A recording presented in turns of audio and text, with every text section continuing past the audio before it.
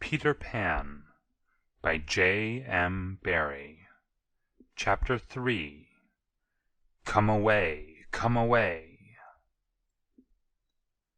For a moment after Mr. and Mrs. Darling left the house, the night lights by the beds of the three children continued to burn clearly.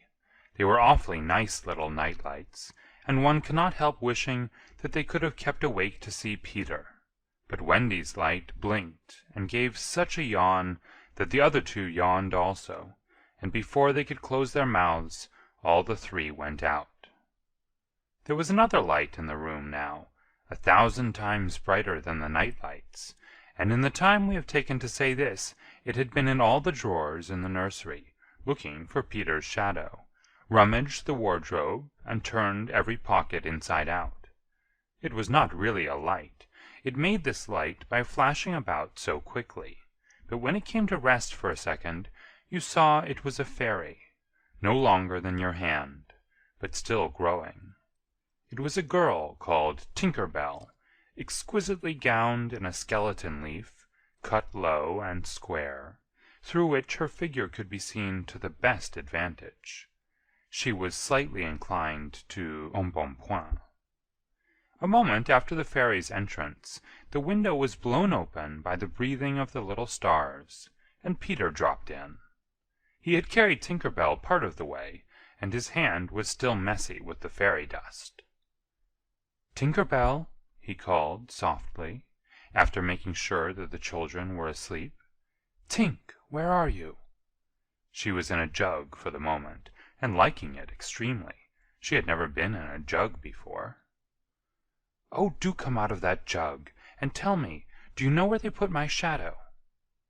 The loveliest tinkle as of golden bells answered him. It is the fairy language. You ordinary children can never hear it, but if you were to hear it you would know that you had heard it once before. Tink said that the shadow was in the big box. She meant the chest of drawers, and Peter jumped at the drawers, scattering their contents to the floor with both hands, as kings toss halfpence to the crowd. In a moment he had recovered his shadow, and in his delight he forgot that he had shut Tinker Bell up in the drawer. If he thought at all, but I don't believe he ever thought, it was that he and his shadow, when brought near each other, would join like drops of water, and when they did not he was appalled. He tried to stick it on with soap from the bathroom, but that also failed. A shudder passed through Peter, and he sat on the floor and cried. His sobs woke Wendy, and she sat up in bed. She was not alarmed to see a stranger crying on the nursery floor. She was only pleasantly interested. "Boy," she said, courteously, "why are you crying?" Peter could be exceeding polite also, having learned the grand manner at fairy ceremonies, and he rose and bowed to her beautifully. She was much pleased, and bowed beautifully to him from the bed. "What's your name?" he asked. "Wendy Moira Angela Darling," she replied, with some satisfaction. "What is your name?" "Peter Pan." She was already sure that he must be Peter, but it did seem a comparatively short name. "Is that all?" "Yes," he said, rather sharply. He felt, for the first time, that it was a shortish name. "I'm so sorry," said Wendy Moira Angela. "It doesn't matter," Peter gulped. She asked where he lived. "Second to the right," said Peter, "and then straight on till morning." "What a funny address." Peter had a sinking. For the first time he felt that perhaps it was a funny address. "No, it isn't," he said. "I mean," Wendy said nicely, remembering that she was hostess, "is that what they put on the letters?" He wished she had not mentioned letters. "Don't get any letters," he said, contemptuously. "But your mother gets letters." "Don't have a mother," he said. Not only had he no mother, but he had not the slightest desire to have one. He thought them very overrated persons. Wendy, however, felt at once that she was in the presence of a tragedy. "Oh, Peter, no wonder you were crying," she said, and got out of bed and ran to him. "I wasn't crying about mothers," he said, rather indignantly. "I was crying because I can't get my shadow to stick on. Besides, I wasn't crying." "It has come off?" "Yes." Then Wendy saw the shadow on the floor, looking so draggled, and she was frightfully sorry for Peter. "How awful!" she said. But she could not help smiling when she saw that he'd been trying to stick it on with soap. How exactly like a boy! Fortunately, she knew at once what to do. "It must be sewn on," she said, just a little patronizingly. "What's sewn?" he asked. "You're dreadfully ignorant." "No, I'm not." But she was exulting in his ignorance. "I shall sew it on for you, my little man," she said, though he was tall as herself, and she got out her housewife and sewed the shadow onto Peter's foot. "I dare say it will hurt a little," she warned him. "Oh, I shan't cry," said Peter, who was already of the opinion that he had never cried in his life, and he clenched his teeth and did not cry, and soon his shadow was behaving properly, though still a little creased. "Perhaps I should have ironed it," Wendy said, thoughtfully. But Peter, boy-like, was indifferent to appearances, and he was now jumping about in the wildest glee. Alas, he had already forgotten that he owed his bliss to Wendy. He thought he'd attached the shadow himself. "How clever I am!" he crowed rapturously. "Oh, the cleverness of me!" It is humiliating to have to confess that this conceit of Peter was one of his most fascinating qualities. To put it with brutal frankness, there never was a cockier boy. But for the moment Wendy was shocked. "You conceit!" she exclaimed, with frightful sarcasm. "Of course I did nothing." "You did a little," Peter said, carelessly, and continued to dance. "A little?" she replied, with hauteur. "If I am no use, I can at least withdraw." And she sprang in the most dignified way into bed, and covered her face with the blankets. To induce her to look up, he pretended to be going away, and when this failed, he sat on the end of the bed, and tapped her gently with his foot. "Wendy," he said, "don't withdraw. I can't help crowing, Wendy, when I'm pleased with myself." Still she would not look up, though she was listening eagerly. "Wendy," he continued, in a voice that no woman has ever yet been able to resist, "Wendy, one girl is more use than 20 boys." Now Wendy was every inch a woman, though there were not very many inches, and she peeped out of the bedclothes. "Do you really think so, Peter?" "Yes, I do." "I think it's perfectly sweet of you," she declared, "and I'll get up again," and she sat with him on the side of the bed. She also said she would give him a kiss if he liked, but Peter did not know what she meant, and he held out his hand expectantly. "Surely you know what a kiss is?" she asked, aghast. "I shall know when you give it to me," he replied, stiffly, and not to hurt his feeling, she gave him a thimble. "Now," said he, "shall I give you a kiss?" And she replied with a slight primness, "If you please." She made herself rather cheap by inclining her face toward him, but he merely dropped an acorn button into her hand. So she slowly returned her face to where it had been before, and said nicely that she would wear his kiss on the chain around her neck. It was lucky that she did put it on that chain, for it was afterwards to save her life. When people in our set are introduced, it is customary for them to ask each other's age, and so Wendy, who always liked to do the correct thing, asked Peter how old he was. It was not really a happy question to ask him. It was like an examination paper that asks grammar, when what you want to be asked is Kings of England. "I don't know," he replied uneasily, "but I am quite young." He really knew nothing about it. He had merely suspicions, but he said at a venture, "Wendy, I ran away the day I was born." Wendy was quite surprised, but interested, and she indicated in the charming drawing-room manner, by a touch on her nightgown, that he could sit nearer her. "It was because I heard father and mother," he explained, in a low voice, "talking about what I was to be when I became a man." He was extraordinarily agitated now. "I don't want ever to be a man," he said with passion. "I want always to be a little boy and to have fun. So I ran away to Kensington Gardens and lived a long, long time among the fairies." She gave him a look of the most intense admiration, and he thought it was because he had run away, but it was really because he knew fairies. Wendy had lived such a home life that to know fairies struck her as quite delightful. She poured out questions about them, to his surprise, for they were rather a nuisance to him, getting in his way and so on, and indeed he sometimes had to give them a hiding. Still, he liked them on the whole, and he told her about the beginning of fairies. "You see, Wendy, when the first baby laughed for the first time, its laugh broke into 1,000 pieces, and they all went skipping about, and that was the beginning of fairies." Tedious talk, this, but being a stay-at-home, she liked it. "And so," he went on good-naturedly, "there ought to be one fairy for every boy and girl." "Ought to be? Isn't there?" "No.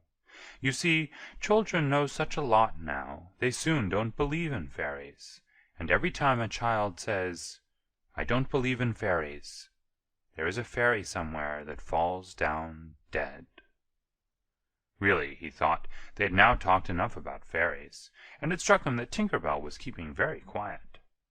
"I can't think where she's gone to," he said, rising, and he called Tink by name. Wendy's heart went flutter with a sudden thrill. "Peter," she cried, clutching him, "you don't mean to tell me that there's a fairy in this room?" "She was here just now," he said a little impatiently. "You don't hear her, do you?" And they both listened.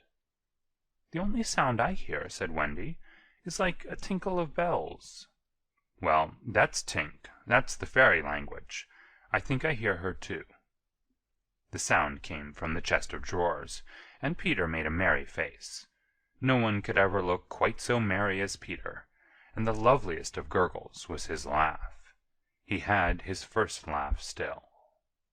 "Wendy," he whispered gleefully, "I do believe I shut her up in the drawer." He let poor Tink out of the drawer, and she flew about the nursery screaming with fury. "You shouldn't say such things," Peter retorted. "Of course I'm very sorry, but how could I know you were in the drawer?" Wendy was not listening to him. "Oh, Peter!" she cried. "If she would only stand still and let me see her!" "They hardly ever stand still," he said, but for one moment Wendy saw the romantic figure come to rest on the cuckoo clock. "Oh, the lovely!" she cried, though Tink's face was still distorted with passion. "Tink," said Peter amiably, "this lady says she wishes you were her fairy."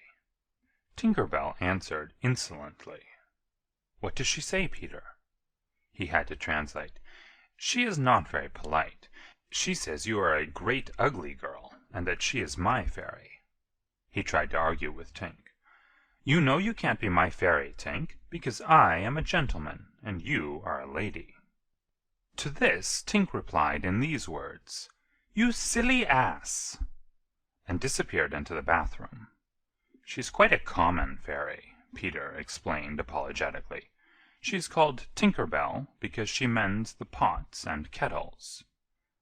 They were together in the armchair by this time, and Wendy plied him with more questions. "If you don't live in Kensington Gardens now—" "Sometimes I do, still." "But where do you live mostly now?" "With the Lost Boys." "Who are they?" "They are the children who fall out of their perambulators when the nurse is looking the other way. If they are not claimed in 7 days, they are sent far away to the Neverland, to defray expenses. I'm captain." "What fun it must be!" "Yes," said cunning Peter, "but we are rather lonely. You see, we have no female companionship." "Are none of the others girls?" "Oh, no. Girls, you know, are much too clever to fall out of their prams." This flattered Wendy immensely. "I think," she said, It is perfectly lovely the way you talk about girls. John there just despises us." For reply, Peter rose and kicked John out of bed, blankets and all. One kick. This seemed to Wendy rather forward for a first meeting, and she told him with spirit that he was not captain in her house. However, John continued to sleep so placidly on the floor that she allowed him to remain there. "And I know you meant to be kind," she said, relenting, "so you may give me a kiss." For the moment she had forgotten his ignorance about kisses. "I thought you would want it back," he said, a little bitterly, and offered to return her the thimble.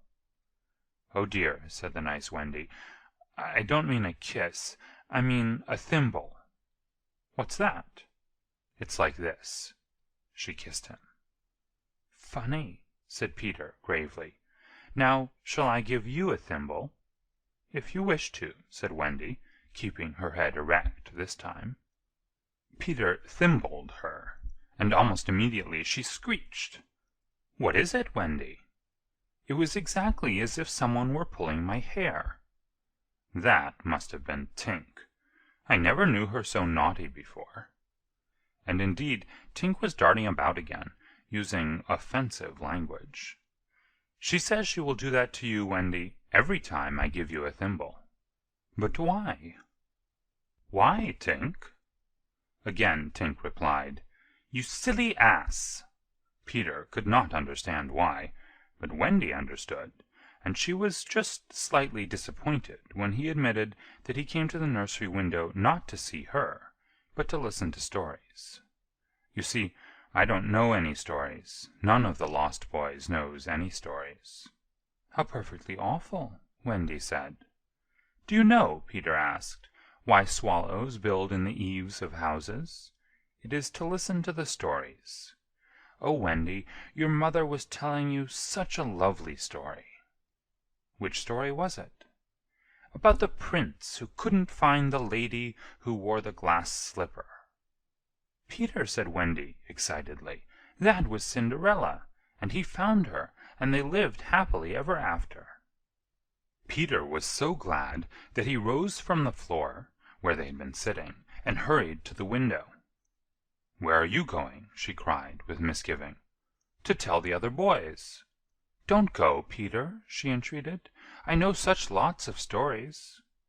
Those were her precise words, so there can be no denying that it was she who first tempted him. He came back, and there was a greedy look in his eyes now, which ought to have alarmed her, but did not. "Oh, the stories I could tell to the boys!" she cried, and then Peter gripped her and began to draw her toward the window. "Let me go!" she ordered him. "Wendy, do come with me and tell the other boys." Of course she was very pleased to be asked, but she said, "Oh dear, I can't. Think of Mummy. Besides, I can't fly. I'll teach you." "Oh, how lovely to fly!" "I'll teach you how to jump on the wind's back, and then away we go." "Oh!" she exclaimed rapturously. "Wendy, Wendy, when you are sleeping in your silly bed, you might be flying about with me, saying funny things to the stars." "Oh!"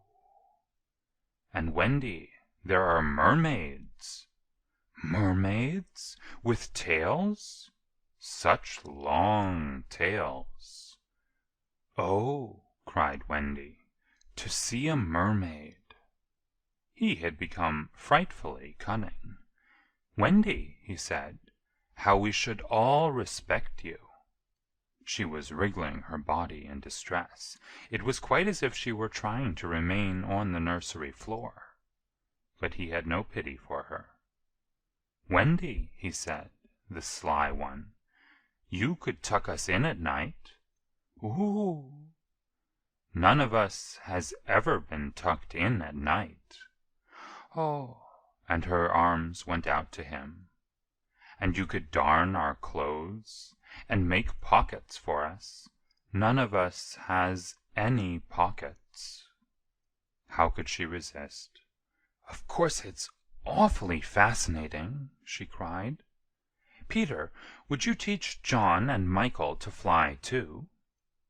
"If you like," he said, indifferently, and she ran to John and Michael and shook them. "Wake up!" she cried. "Peter Pan has come, and he is to teach us to fly." John rubbed his eyes. "Then I shall get up," he said. Of course he was on the floor already.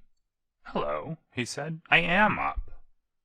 Michael was up by this time also, looking as sharp as a knife with 6 blades and a saw, but Peter suddenly signed silence. Their faces assumed the awful craftiness of children listening for sounds from the grown-up world. All was as still as salt. Then everything was right. No! Stop! Everything was wrong. Nana, who had been barking distressfully all the evening, was quiet now. It was her silence they had heard. "Out with the light! Hide! Quick!" cried John, taking command for the only time throughout the whole adventure. And thus, when Liza entered, holding Nana, the nursery seemed quite its old self, very dark, and you would have sworn you heard its 3 wicked inmates breathing angelically as they slept. They were really doing it artfully from behind the window curtains. Liza was in a bad temper, for she was mixing the Christmas puddings in the kitchen, and had been drawn from them, with a raisin still on her cheek, by Nana's absurd suspicions. She thought the best way of getting a little quiet was to take Nana to the nursery for a moment, but in custody, of course. "There, you suspicious brute," she said, not sorry that Nana was in disgrace. "They are perfectly safe, aren't they? Every one of the little angels sound asleep in bed. Listen to their gentle breathing." Here Michael, encouraged by his success, breathed so loudly that they were nearly detected.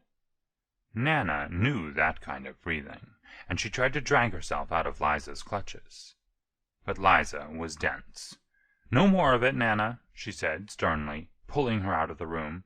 "I warn you, if bark again, I shall go straight for Master and Missus and bring them home from the party, and then, oh, won't Master whip you just!"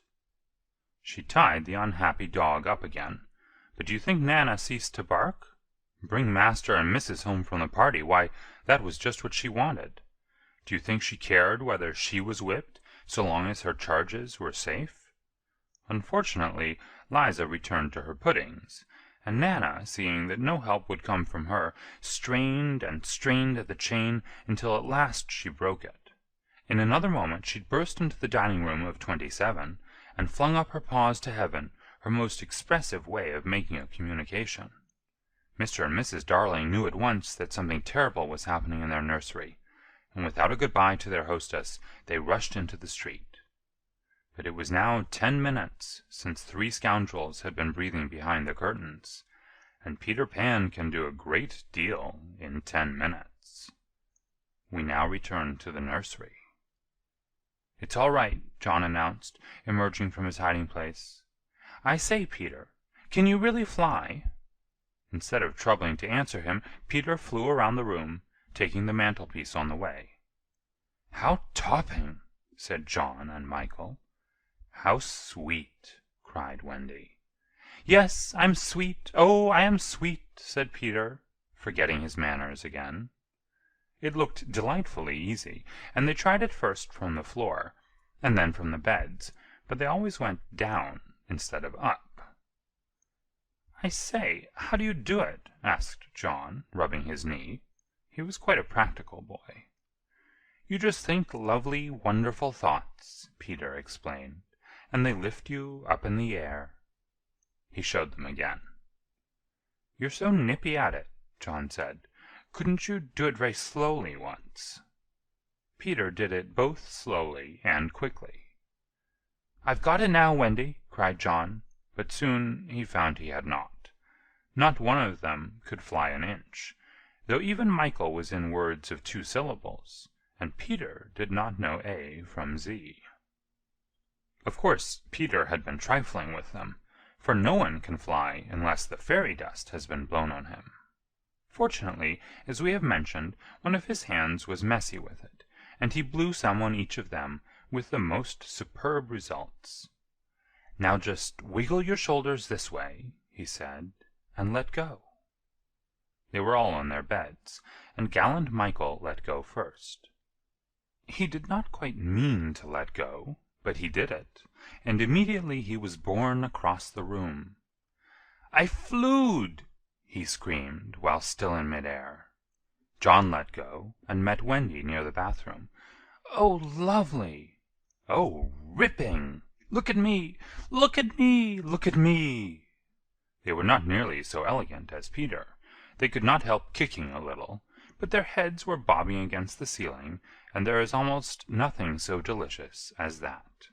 Peter gave Wendy a hand at first, but had to desist, Tink was so indignant. Up and down they went, and round and round. Heavenly was Wendy's word. "I say," cried John, "why shouldn't we all go out?" Of course it was to this that Peter had been luring them. Michael was ready. He wanted to see how long it took him to do 1,000,000,000 miles. But Wendy hesitated. "Mermaids," said Peter again. "Ooh." "And there are pirates." "Pirates!" cried John, seizing his Sunday hat. "Let us go at once." It was just at this moment that Mr. and Mrs. Darling hurried with Nana out of 27. They ran into the middle of the street to look up at the nursery window, and yes, it was still shut, but the room was ablaze with light, and most heart-gripping sight of all, they could see in shadow on the curtain 3 little figures in night attire circling round and round, not on the floor, but in the air. Not 3 figures, 4. In a tremble they opened the street door. Mr. Darling would have rushed upstairs, but Mrs. Darling signaled him to go softly. She even tried to make her heart go softly. Will they reach the nursery in time? If so, how delightful for them, and we shall all breathe a sigh of relief, but there will be no story. On the other hand, if they are not in time, I solemnly promise that it will all come right in the end. They would have reached the nursery in time, had it not been that the little stars were watching them. Once again the stars blew the window open, and that smallest star of all called out, "Cave, Peter." Then Peter knew that there was not a moment to lose. "Come!" he cried imperiously, and soared out at once into the night, followed by John and Michael and Wendy. Mr. and Mrs. Darling and Nana rushed into the nursery too late. The birds were flown. End of chapter 3.